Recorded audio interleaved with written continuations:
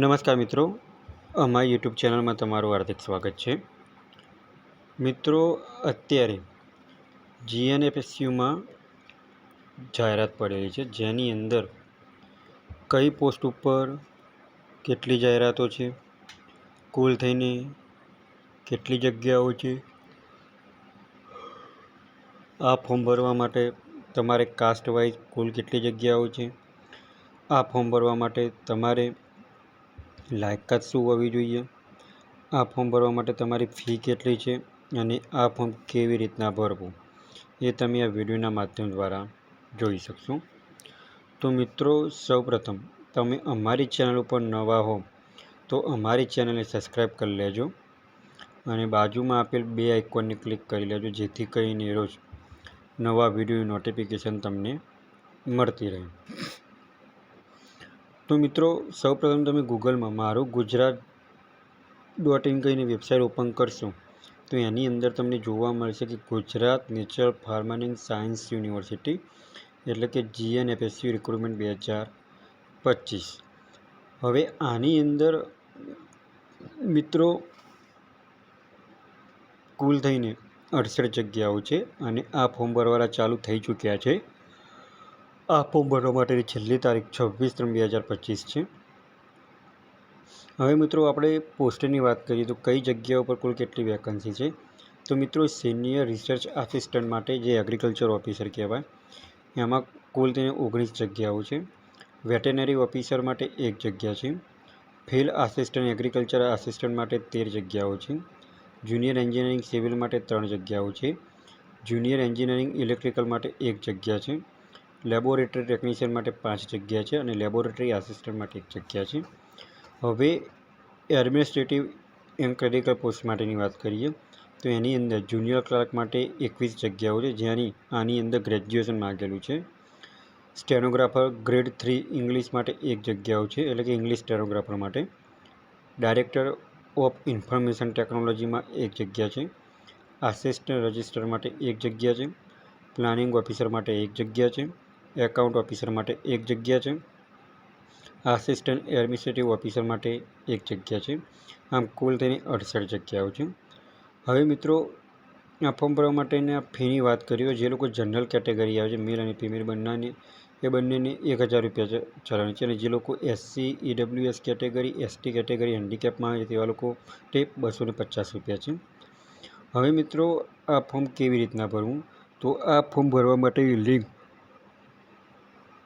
તમને વિડીયો ડિસ્ક્રિપ્શનમાં આપેલી છે અને આપણે વિડીયોના માધ્યમ દ્વારા પણ જોઈ શકશું. એ પહેલાં તમારે સૌપ્રથમ બીજી વધારાની માહિતી જોઈતી હોય તો અહીંયા તમે નોટિફિકેશન આપેલી છે, એના પર તમે ક્લિક કરશો તો એ પણ તમને બતાવશે.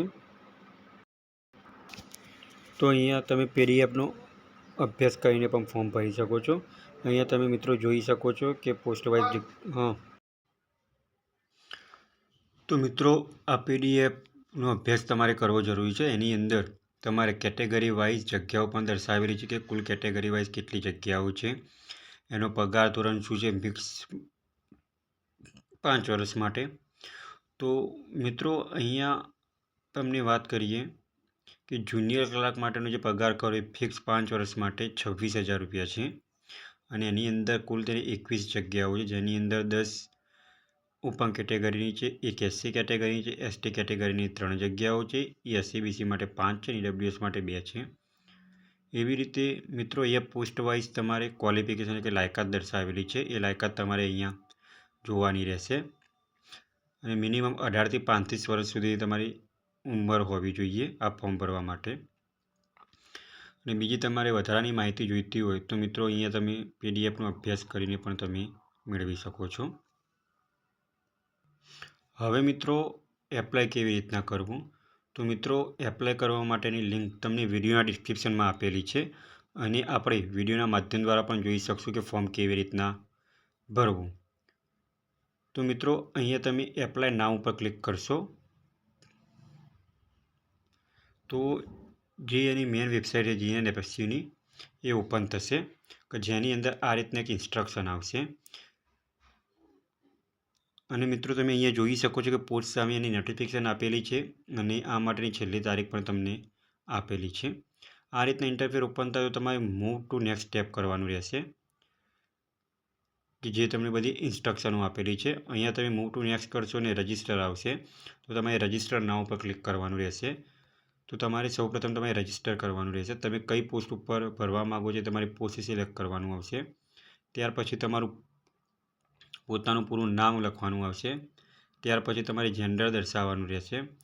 એના પછી તમે કઈ કેટેગરીથી બિલોંગ કરો છો, એ તમે કઈ કેટેગરીમાં આવો છો એ દર્શાવવાનું રહેશે. એના પછી તમારે એપ્લાય કઈ કેટેગરી માટે તમે સિલેક્ટ થવા માગો છો એ દર્શાવવાનું રહેશે. ત્યાર પછી તમારી બેચમાર્ક ડેસિબલ કે તમે હેન્ડીકેપ છો કે નહીં એ તમારે દર્શાવવાનું રહેશે. તમે એક સર્વિસમેન છો જો હોવ તો હા, ના હોય તો નો કરવાનું રહેશે. તમે એમ્પ્લોયડ છો એના તો તમારે એ પણ તમે દર્શાવવાનું રહેશે. ત્યાર પછી તમારો ઈમેલ એડ્રેસ અને ફોન નંબર લખવાની તમારે કન્ટિન્યુ આપવાનું રહેશે. જેવું તમે કન્ટિન્યુ આપશો તો તમારી મોબાઈલની અંદર એક નોટિફિકેશન આવશે જે તમારો એપ્લિકેશન નંબર હશે અને પાસવર્ડ હશે. એના માધ્યમ દ્વારા તમારે આ ફોર્મ ભરવાનું છે. તો મિત્રો, જે મિત્રોએ ગ્રેજ્યુએશન પૂર્ણ કરેલું છે તેવા મિત્રોને આ વિડીયો આગળ શેર કરો અને રોજ ગવર્મેન્ટ જોબને લગતા વિડીયો અને ટેકનિકલના વિડીયો જોવા માટે અમારી ચેનલને સબસ્ક્રાઈબ કરતા રહો. જો મિત્રો તમને આ વિડીયો ગમ્યો હોય તો લાઇક કરજો, શેર કરજો અને સબસ્ક્રાઈબ કરજો. Thanks for watching the video.